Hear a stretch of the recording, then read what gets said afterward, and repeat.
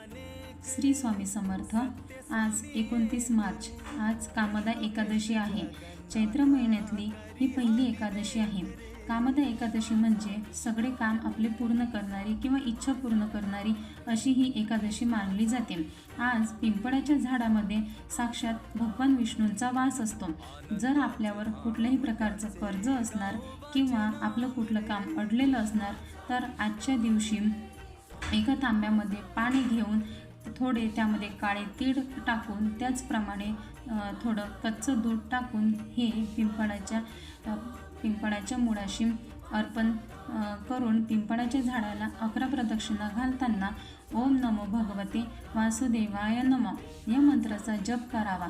त्यामुळे पितृदोष हे नष्ट होते। त्याचप्रमाणे आपलं दारिद्र्यसुद्धा संपते व आपलं जर कुठलं काम अडलेलं असणार तर ते सुद्धा पूर्ण होते। फक्त हा उपाय आपल्याला पूर्ण श्रद्धेने करायचा आहे। श्री स्वामी समर्थ।